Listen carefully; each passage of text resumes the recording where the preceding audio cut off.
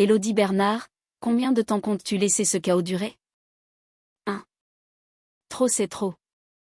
À 2 heures du matin, réveillée en sursaut par des cris furieux qui ont explosé juste à mon oreille, je me suis redressée d'un coup dans mon lit. Encore à moitié consciente et désorientée, j'ai jeté un coup d'œil à l'écran de mon smartphone et l'identifiant de l'appelant indiquait Monsieur Girard. C'était le voisin de la villa de vacances à Saint-Tropez que j'avais acheté quelques semaines plus tôt. Monsieur Girard, je suis vraiment désolée, mais de quoi parlez-vous? Je suis actuellement dans ma résidence principale à Paris. Ne joue pas l'imbécile. Il y a une dizaine de jeunes qui font la fête chez toi en ce moment même, avec de la musique à fond et de l'alcool qui coule à flot comme s'il n'y avait pas de lendemain. C'est tellement bruyant que nous ne pouvons plus vivre notre vie paisible. À ton avis, que signifie le calme d'un quartier résidentiel de luxe? Sa voix tremblait de rage. Cette rue tranquille sur les hauteurs de Ramatuelle abritait de nombreux retraités fortunés. Il avait semblé sincèrement ravi quand je lui avais annoncé que j'achetais la maison. Une fête chez moi? C'est ça. La rue est complètement bloquée par des voitures de sport clinquantes et ces gamins aspergent même de l'alcool sur les haies de mon jardin. Je suis à 2 doigts d'appeler la gendarmerie. En fait, c'est déjà fait. Si tu ne mets pas fin à cet enfer d'ici 30 minutes, ne pense pas que tu t'en sortiras comme ça non plus. L'appel a été coupé unilatéralement. Mon cœur a commencé à battre violemment dans mes oreilles. C'était impossible. Cette maison était quelque chose que j'avais enfin obtenu après avoir dirigé 3 brasseries parisiennes jour et nuit sans repos pendant 10 longues années. Je venais d'y installer les meubles et j'avais entièrement refait la décoration intérieure avec des équipements neufs en vue de l'emménagement officiel la semaine prochaine. Il ne devait y avoir absolument personne là-bas.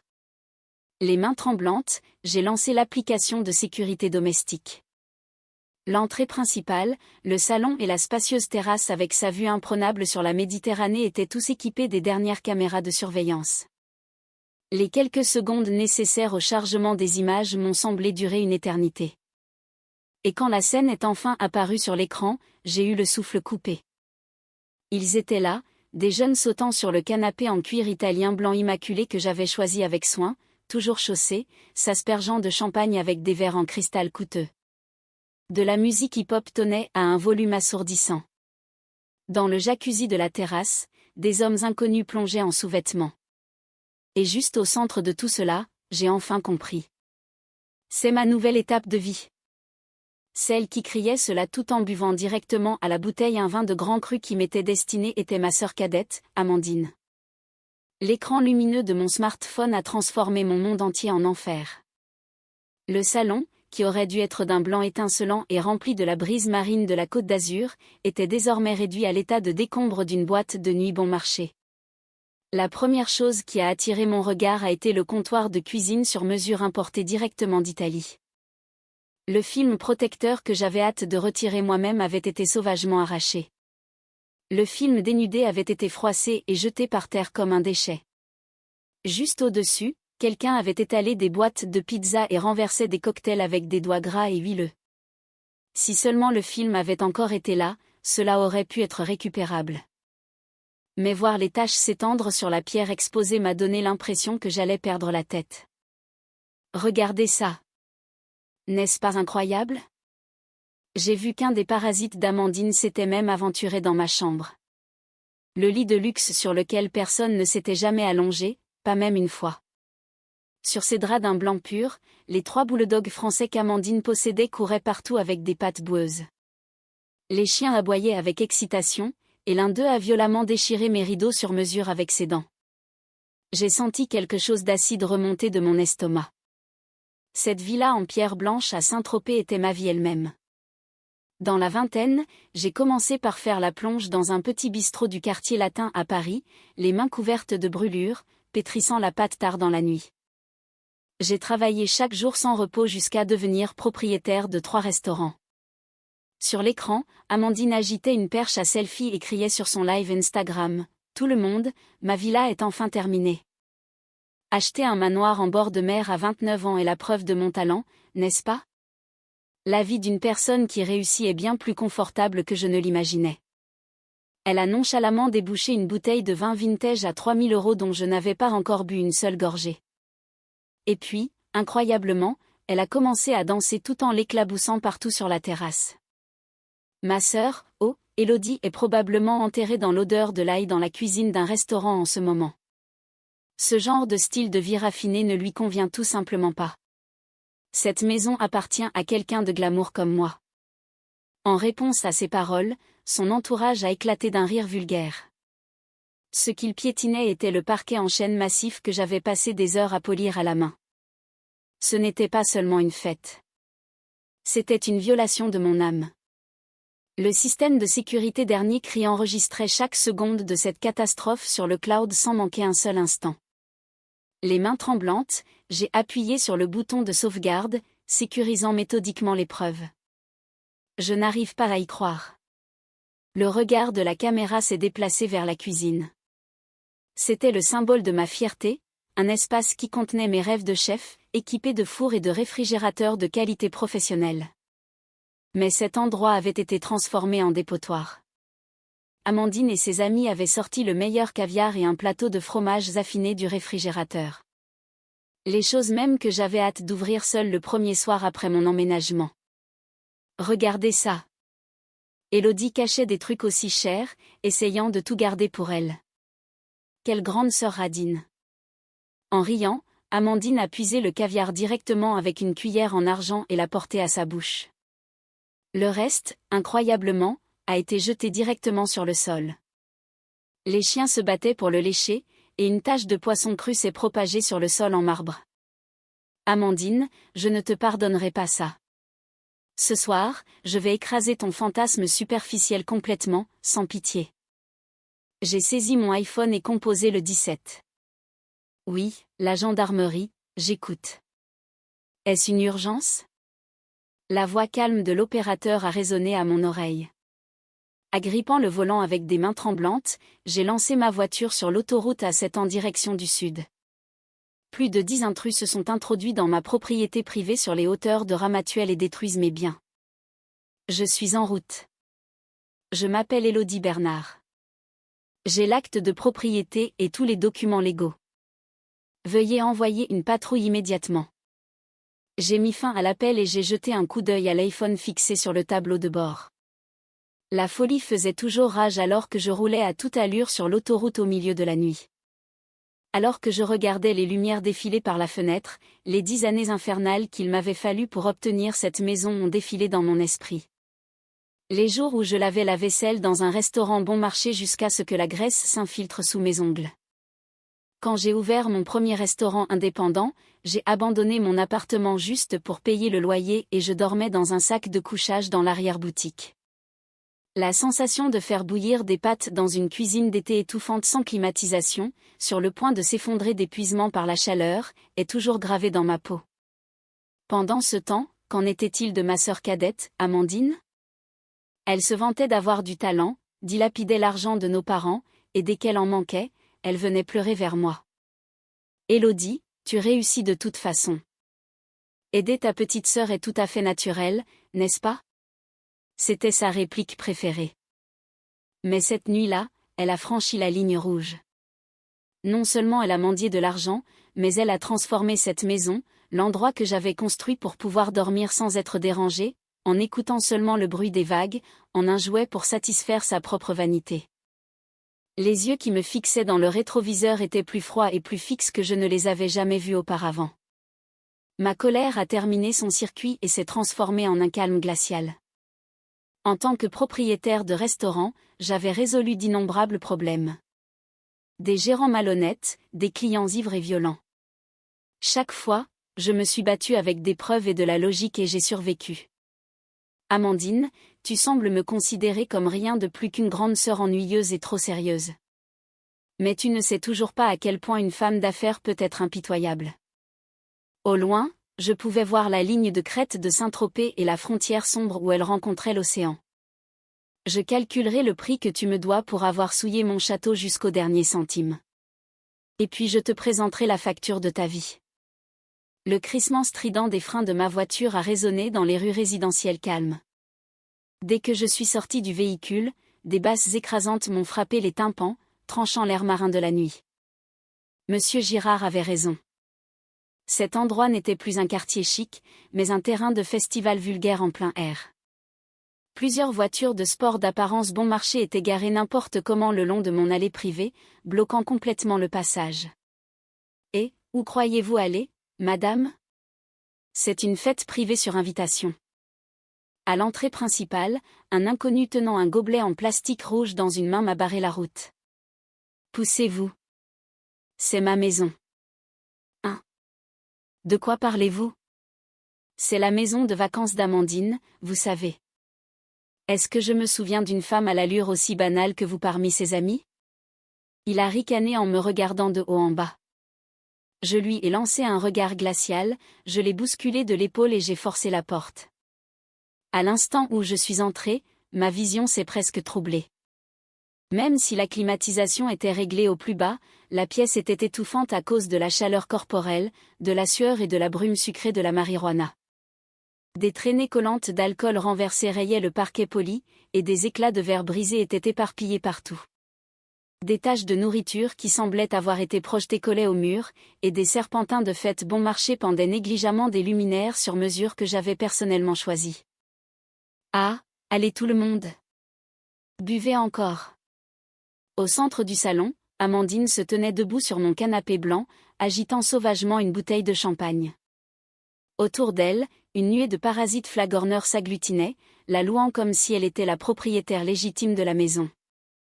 Amandine. Mon cri a été englouti tout entier par la musique assourdissante. Je me suis précipitée vers le système audio et j'ai débranché le câble d'alimentation principal de toutes mes forces. Le silence est tombé en un instant. Tandis qu'un sifflement perçant résonnait au fond de mes oreilles, des dizaines de paires d'yeux se sont tournés vers moi en même temps. Et, qu'est-ce que tu crois faire ? Ça devenait justement intéressant. Amandine est descendue du canapé et m'a lancé un regard noir avec une irritation manifeste. Mais à l'instant où elle a réalisé que c'était moi, une lueur d'inquiétude a traversé son visage pendant une seconde. Cette expression a été immédiatement masquée par son sourire impudent habituel. Oh waouh, c'est Élodie Bernard. Qu'est-ce qui ne va pas ? Pourquoi as-tu l'air si effrayante ? Oh, je comprends. Tu voulais te joindre à la fête toi aussi, n'est-ce pas ? Tu n'as pas besoin d'être timide, tu sais. Je vais faire une exception spéciale et t'inviter puisque je suis ta petite sœur. Elle ne comprenait pas même d'un millimètre, la gravité de son crime. M'inviter ? Tu m'invites dans ma propre maison ? Ma voix était plus basse et plus froide que je ne l'aurais jamais imaginé. Amandine a ricané et a délibérément posé le verre qu'elle tenait à mes pieds. Qu'est-ce que tu as, Élodie l'a coincée ? Tu n'as pas besoin d'être aussi en colère. Tu travailles toujours de toute façon. Tu n'as même jamais le temps d'utiliser cette maison, n'est-ce pas ? Alors, je lui redonne juste un peu de vie pour toi. Nous sommes de la même famille, alors quel est le problème ? Ne pense pas qu'être de la famille signifie que tout est pardonné.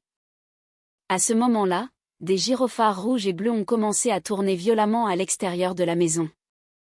Dans un crissement de pneus, 3 voitures de gendarmerie ont glissé dans l'allée privée. Gendarmerie. Que personne ne bouge. La porte a été enfoncée et plusieurs officiers ont fait irruption dans la maison. Plus de 10 jeunes qui faisaient la fête se sont figés en un instant. Qui est responsable ici ? Un officier imposant a balayé la pièce d'un regard dur et intimidant. Amandine a vacillé une fraction de seconde, mais a ensuite rapidement pris son expression de l'héroïne tragique et s'est avancée. Monsieur l'officier, aidez-nous s'il vous plaît. Cette femme a soudainement fait irruption et a gâché notre fête. C'est ma sœur, mais elle est émotionnellement instable. Ne mentez pas, je suis la propriétaire, Élodie Bernard. Ces personnes se sont introduites sur ma propriété sans ma permission. Quand j'ai affirmé cela fermement, Amandine a hurlé d'une voix aiguë, intrusion illégale. Quelle impolitesse! C'est la maison de vacances de notre famille. Même nos parents ont dit que c'est un endroit que toute la famille peut utiliser. C'est une propriété partagée. Un de ces parasites a crié d'un ton moqueur sur le côté, ouais, quelle sœur aînée radine. L'officier nous a regardés alternativement, Amandine et moi, puis a laissé échapper un soupir. Madame, est-ce que ce qu'elle dit est vrai? Cette propriété appartient-elle conjointement à la famille? Amandine a bombé le torse, affichant un sourire triomphant. Oui, les papiers sont encore en cours de traitement, mais concrètement, c'est la maison de tout le monde. J'ai laissé échapper un rire froid et j'ai sorti un dossier de mon sac. En cours de traitement? Non, tout est déjà finalisé. Voici l'acte notarié. Regardez la section du propriétaire. Le seul nom qui y figure est Élodie Bernard.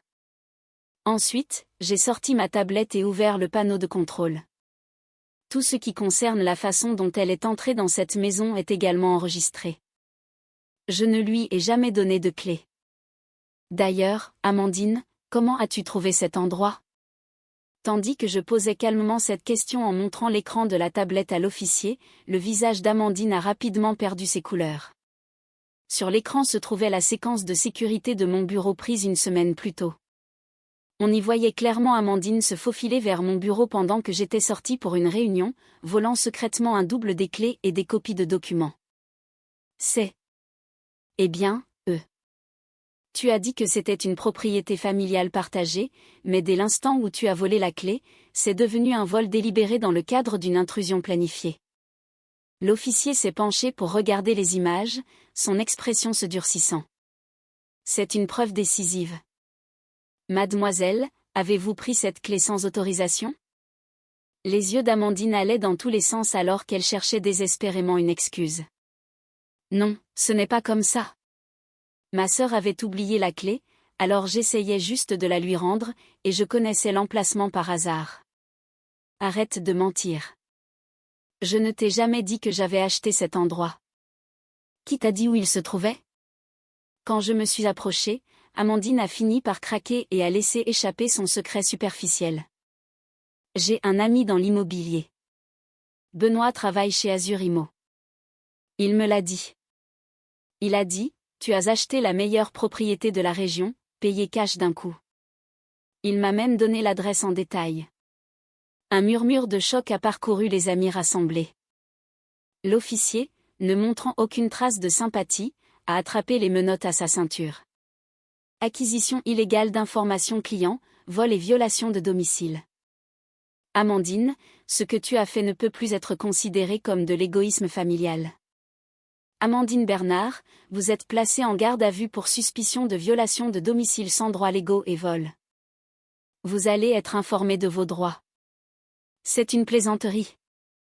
Attends, Élodie, vas-tu vraiment faire arrêter ta propre famille? Le cri d'Amandine a résonné dans la pièce. Ses amis ont enfin réalisé qu'ils avaient été complices d'un crime et ont commencé à paniquer.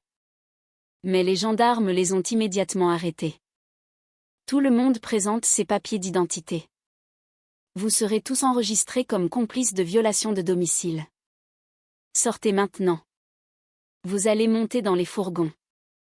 À cet instant, le faux royaume d'Amandine s'est effondré dans un fracas audible. Lâchez-moi. Ne me touchez pas. Je suis la sœur d'Élodie. La lutte désespérée d'Amandine a continué jusqu'au moment où elle a été poussée dans la voiture de patrouille. Mais les officiers n'ont montré aucune pitié. Des menottes froides se sont serrées autour de ses poignets, et sa robe de marque de luxe a été laissée froisser et ruinée au-delà de toute reconnaissance. Les parasites qui s'étaient moqués de moi tout en prenant le parti d'Amandine n'étaient plus que des suspects criminels. Et, Amandine, tu avais dit que c'était ta maison, n'est-ce pas? Mademoiselle Élodie, nous ne savions vraiment rien. Ils ont été emmenés la tête basse, humiliés. Les gyrophares clignotant le long de l'allée privée jetaient une lueur solennelle sur la nuit de Saint-Tropez. Finalement, les sirènes se sont estompées au loin, et un silence insupportable est revenu dans mon château. Mais ce n'était plus le silence sacré qu'il avait été. Je me tenais seul au centre du salon dévasté, incapable de bouger. Ce qui m'agressait le nez, c'était l'odeur rance de la bière, la douceur persistante de la fumée de marijuana et l'odeur animale des chiens. À mes pieds, le caviar renversé sur le sol en marbre avait durci en vilaines taches noires. Le canapé d'un blanc pur que j'avais tant aimé était barbouillé de boue et de graisse, laissé dans un état pitoyable et ruiné. Un rire sec m'a échappé. Ce n'était pas que ma colère avait disparu. Je ne trouvais tout simplement nulle part où placer mes émotions face à une absurdité aussi écrasante. Sentant un regard, j'ai levé la tête et j'ai vu Monsieur Girard debout derrière la porte d'entrée.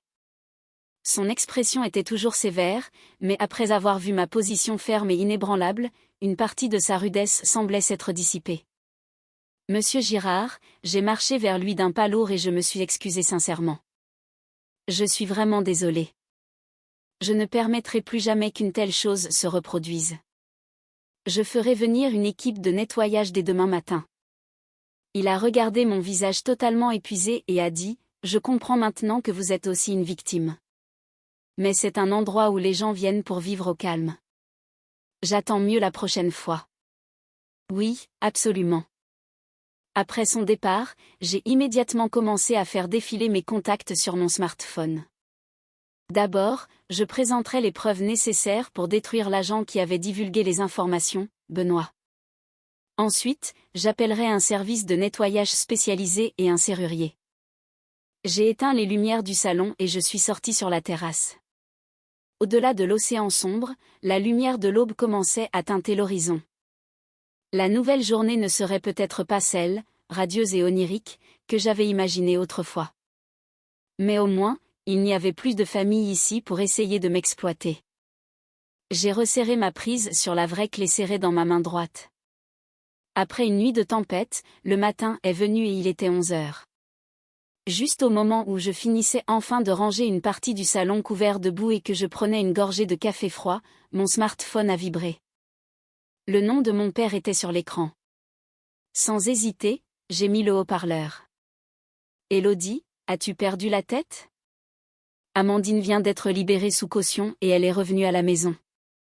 La voir devenir aussi terrifiée est une honte pour notre famille. » Mon père était furieux parce qu'Amandine, après avoir terminé les procédures de libération au poste de gendarmerie, les avait contactés en premier. Puis ma mère lui a arraché le téléphone. Élodie. Amandine avait trop peur de dire quoi que ce soit devant une sœur froide et logique comme toi. Elle pleure toutes les larmes de son corps juste à côté de nous en ce moment. Si tu as réussi et que tu t'es construit un château à Saint-Tropez, n'est-ce pas une décence familiale élémentaire d'en ouvrir une partie à ta petite sœur ? J'ai calmement écarté leur délire et j'ai raccroché.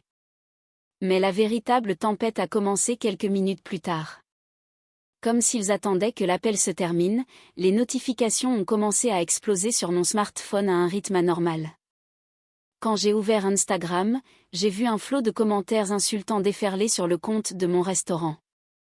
La cause était un post qu'Amandine avait fait au moment même où elle sortait du poste de gendarmerie. Le post montrait un selfie pris devant le panneau de la gendarmerie de Saint-Tropez. Ses yeux étaient artificiellement rougis et gonflés par des filtres. À côté, il y avait un mensonge si scandaleux qu'il m'a brouillé la vue. Je n'arrive pas à y croire.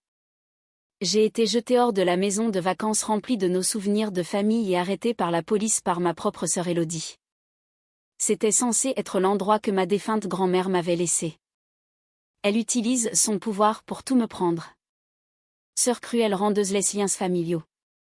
Les souvenirs de ma grand-mère ? Quand elle est décédée, cet endroit n'était qu'un terrain vague. Amandine avait transformé une violation de domicile flagrante en une histoire tragique de dispute d'héritage familial. Des gens qui ne savaient rien ont commencé à m'insulter, me traitant de propriétaire dégoûtante. Mais mes doigts ne tremblaient pas. Au contraire, je ressentais un frisson tranquille, comme un chasseur acculant calmement sa proie. C'est bien, Amandine. Si tu as l'intention de gagner le public avec cette performance bon marché, alors je vais écraser toute ta carrière avec la force écrasante de la vérité. J'ai ouvert le dossier de preuves en haute résolution que j'avais sauvegardé sur le cloud la nuit précédente. J'ai ouvert l'écran de publication du compte officiel de mon restaurant, Luna. Les commentaires diffamatoires augmentaient toujours à chaque seconde. Es-tu prête, Amandine ? C'est le poids des 10 ans que tu as piétiné. J'ai monté les séquences de la nuit dernière en de courts clips et je les ai téléchargés. Le titre était une seule ligne, la vérité sur la villa de Saint-Tropez. La première vidéo montrait Amandine riant dans ma chambre, disant qu'elle avait volé la clé et jetant les chiens sur mon lit. La deuxième vidéo la montrait ricanant qu'une femme comme moi ne comprendrait pas le goût tout en versant une bouteille de vin de luxe par terre. La troisième vidéo capturait sa déclaration arrogante à mon arrivée, disant que c'était une propriété partagée et qu'elle était libre de l'utiliser comme elle le voulait. À peine 5 minutes après la publication, les réseaux sociaux ont explosé. Attendez, ce n'est rien de ce qu'on nous a dit. Ce n'est pas du tout l'héritage d'une grand-mère. C'est carrément une violation de domicile. Élodie, je suis désolée d'avoir douté de toi. C'est au-delà de l'horrible. Alors que l'opinion publique basculait violemment en ma faveur, une attaque de suivi encore plus ridicule a commencé. Les amis qui avaient été emmenés avec Amandine ont commencé à publier les uns après les autres des vidéos et des enregistrements audio secrets pour se protéger. Lorraine, une influenceuse autoproclamée, a tiré le premier coup. Tout le monde, j'ai été trompée. J'ai enregistré ce qu'elle disait en coulisses. Dans l'audio, Amandine disait ceci: Élodie devrait passer toute sa vie coincée dans une cuisine puant l'ail. L'argent qu'elle gagne n'est rien de plus qu'un financement pour que nous vivions nos vies étincelantes. Cet audio a été le coup de grâce. Les amis se bousculant pour se sauver ont commencé à taguer leurs publications avec Amandinement, rejetant toute la responsabilité de la destruction de la propriété sur Amandine. Qu'est-ce que ça fait de se faire tirer dans le dos par les gens qui étaient tes meilleurs amis hier soir, Amandine ? Le compte personnel d'Amandine a été inondé de dizaines de milliers de commentaires critiques en une seule heure, et les logos de ses sociétés sponsors ont disparu les uns après les autres. Les attaques contre mon restaurant ont cessé et les réservations ont commencé à affluer à la place. Mais ma contre-attaque ne s'est pas arrêtée là. J'ai appelé mon avocat, Maître Dubois. Maître, je suis prête. En plus de porter plainte au pénal pour violation de domicile et dégradation de biens, je veux réclamer des dommages et intérêts civils au maximum et accélérer la procédure pour une ordonnance d'éloignement. Je suis sortie sur la terrasse et j'ai regardé l'océan bleu. La version de moi d'hier, infectée par cette maladie appelée famille, n'existait plus nulle part. Quelques mois plus tard, je me tenais devant le tribunal de grande instance. Ce jour-là, j'étais vêtue d'un costume bleu marine parfaitement ajusté. C'était mon armure de combat. Élodie, attends une seconde. Au bout du couloir, mes parents totalement épuisés et Amandine marchaient vers moi. Le sourire autrefois arrogant d'Amandine avait disparu et ses cheveux étaient en désordre. Vas-tu vraiment porter ça jusqu'au tribunal ? Es-tu satisfaite de détruire ta propre famille ? Sa carrière est déjà finie. La voix aiguë de ma mère résonnait dans le couloir. Mais mon avocat, Maître Dubois, l'a coupé. Madame Bernard, veuillez vous abstenir de tout contact ultérieur. Une ordonnance d'éloignement sera officiellement rendue. À l'intérieur de la salle d'audience, l'atmosphère était solennelle et tendue. À la barre des témoins, j'ai calmement exposé les chiffres. Le montant total des dommages causés par la prévenue s'élève à 248 000 €. Cela comprend les réparations de meubles, les services de nettoyage spécialisés et le coût de l'enquête sur la fuite de mes informations personnelles. Tous ces dommages découlent directement de la violation de mes droits de propriété. L'avocat d'Amandine a plaidé désespérément, mais les images des caméras de sécurité et les données fournies par ses amis bloquaient complètement toutes les issues de secours possibles. Prévenu, vous avez la parole. Au mot du juge, Amandine m'a regardé d'une voix tremblante. Élodie, s'il te plaît. C'est trop. Je n'ai plus un seul euro à mon nom. S'il te plaît, pardonne-moi. Des larmes ont coulé dans ses yeux.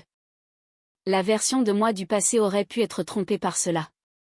Mais l'image d'elle jetant du caviar sur le sol était brûlée dans mes rétines. Monsieur le juge, je me suis levée et j'ai affronté son regard. Elle ne se tient pas ici aujourd'hui comme ma sœur. Elle se tient ici comme une intruse dans ma vie. J'ai le droit de lui pardonner, mais je n'ai aucune intention de pardonner le fait que 10 ans de mon dur labeur ont été souillés. Je demande un jugement strict. Le verdict a été une victoire totale pour moi. Le juge a ordonné à Amandine de payer la totalité des dommages et a accordé l'ordonnance d'éloignement. Au moment où je suis sortie de la salle d'audience, mon père a essayé de me lancer des insultes. Mais je lui ai dit froidement: Papa, maman, tout soutien financier pour votre prêt immobilier sera terminé à partir du mois prochain. Essayez de vivre par vos propres forces avec la princesse que vous chérissez tant. C'est le résultat des liens familiaux que vous avez choisis. Derrière moi, je pouvais entendre Amandine s'effondrer en larmes. Mais je ne me suis jamais retournée. Plusieurs mois après le verdict, j'examinais le rapport sur la saisie des avoirs. Amandine n'avait aucune capacité de payer l'indemnisation. En conséquence, les seules choses qu'elle possédait, ses articles de marque de luxe, la voiture qu'elle avait achetée à crédit et ses maigres économies ont été légalement confisquées. Mais sa véritable punition ne s'est pas limitée à la perte financière. Selon les rumeurs, Amandine vit maintenant dans des conditions bien plus dures que celles que j'ai endurées à l'époque où je luttais pour construire ma carrière. Ses amis influenceurs l'ont tous bloquée d'un coup. Son nom est devenu synonyme de fraude en ligne et elle a perdu tous ses contrats publicitaires. Maintenant, il semble qu'elle travaille de nuit dans un fast-food bon marché de la banlieue parisienne où les sols sont glissants de vieille graisse. Un membre de mon personnel s'est arrêté par hasard à cet endroit et m'a fait un rapport. Patronne, elle portait un uniforme en lambeaux, elle pleurait et s'excusait pendant que des clients ivres lui jetaient des frites. Il ne restait rien de ce qu'elle était. Selon l'employé, les longs ongles dont elle se vantait autrefois avaient disparu. Le bout de ses doigts était gercé et ruiné, et une odeur bon marché et piquante de vieille huile, bien pire que tout ce dont j'avais été couverte, s'était imprégnée dans sa peau. L'homme qu'elle avait désespérément flatté et marié l'a également abandonnée, lui jetant les papiers du divorce juste une semaine après le procès. Il n'avait aucune intention de soutenir une femme croulant sous les dettes. Mes parents, privés de mon soutien financier, ont également renoncé à leur retraite élégante et ont emménagé dans un appartement exigu de 40 ans. Peut-être ont-ils enfin réalisé que la princesse qu'ils avaient gâtée était incapable de s'occuper d'eux dans leur vieillesse. Un soir, un appel est arrivé au restaurant. Le numéro affiché sur l'écran était un numéro que je reconnaissais, celui d'Amandine. Quand j'ai décroché, tout ce que j'entendais à travers le silence était sa respiration tremblante. Avant qu'elle ne puisse dire un seul mot, j'ai calmement raccroché. L'enfer qu'elle vit maintenant n'est la faute de personne d'autre. C'est simplement le fruit sombre né des graines de mensonges et de cupidité qu'elle a elle-même plantées. Plusieurs semaines après le procès, le calme originel est enfin revenu à Saint-Tropez. À 6 heures du matin, je me suis assise sur une chaise longue sur la terrasse, regardant le soleil orange se lever sur l'horizon, teignant les vagues de la Méditerranée en or. Dans ma main se trouvait une tasse de café que j'avais soigneusement préparée moi-même. L'odeur de l'alcool bon marché qui avait été renversé le jour du chaos avait disparu sans laisser de traces. Tout ce qui restait était la brise marine rafraîchissante et l'odeur propre du plâtre fraîchement repeint. Grâce à un travail professionnel, la maison avait été parfaitement restaurée. Le canapé avait été remplacé par un neuf, et les sols en marbre avaient été repolis, reflétant ma silhouette comme un miroir. Chaque trace de cette fête illégale avait été effacée, et le poids appelé famille qui rongeait ma vie avait également été complètement retiré. Bonjour, mademoiselle Bernard. C'est une belle journée aujourd'hui. Une voix calme est venue de derrière la haie du jardin. C'était mon voisin, monsieur Girard.